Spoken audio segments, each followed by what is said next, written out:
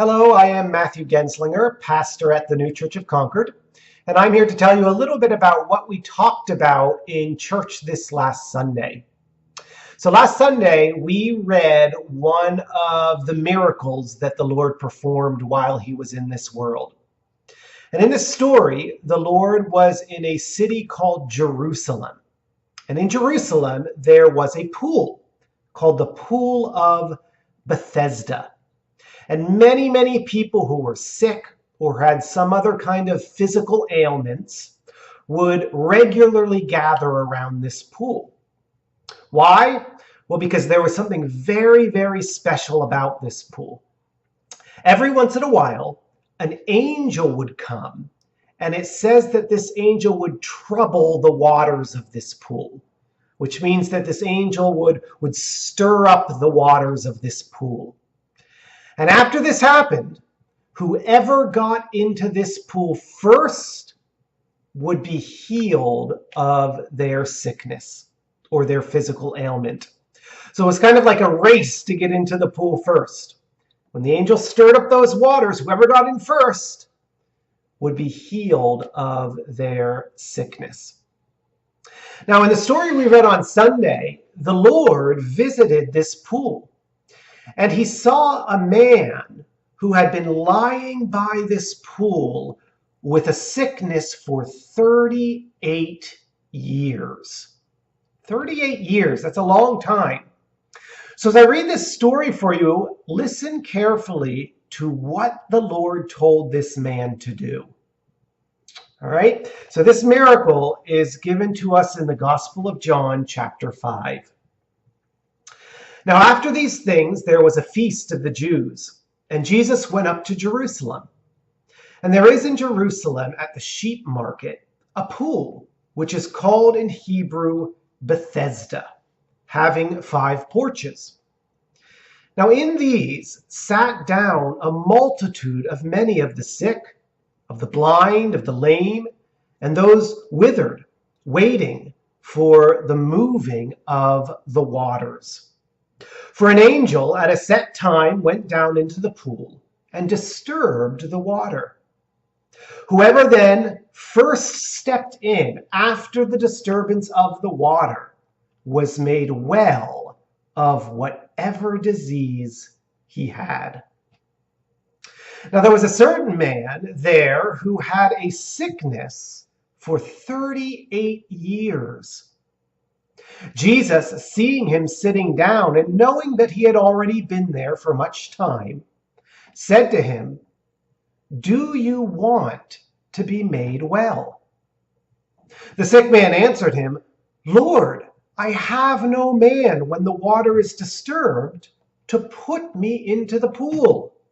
But while I am coming, another steps down before me." So Jesus said to him, "Arise, take up your cot, and walk." And straightway the man was made well, and took up his cot, and he walked. And the Sabbath was on that day. What a wonderful story.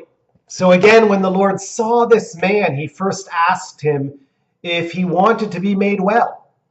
And the man told the Lord that as he sat by that pool, whenever the waters were stirred, he tried to get in, but nobody was there to help him. So somebody else would always get in before him. So then what did the Lord tell this man to do? Something very simple. Do you remember what it was? The Lord simply told the man to arise, to take up his cot or his mattress that he was sleeping on, and to walk. And the man did this, and he was made better, or he was healed of his sickness. Now on Sunday, we talked with the children a little bit about why this story is so important for us as well. You know, one of the things that we know is that the Lord is always wanting to help us. Whenever we're sick or we're sad or we're dealing with some other problem in our lives, the Lord is always with us and he wants to help us. However, if we want to allow the Lord to help us, we need to cooperate with the Lord. We need to make the effort to stand up, just like the man in this story did, and to actually walk in the ways that the Lord commands us. Because even though the Lord wants to help us, if we don't cooperate with the Lord, he won't be able to help us in the ways that he wants to. Now, again, on Sunday, one of the examples we used with the children is the very simple example of making the effort to read the Lord's Word. You know, the Lord, of course, wants us to go to heaven. And I bet if I asked all of us to raise our hands if we wanted to go to heaven, everybody would raise their hands. The Lord wants us to go to heaven. He wants to help us become angels in his heavenly kingdom. But one of the things the Lord tells us that we need to do if we want to someday become an angel is we need to read the Lord's Word. And after reading the Lord's Word, we need to work to obey, right? And to follow all of the commandments that the Lord gives us there.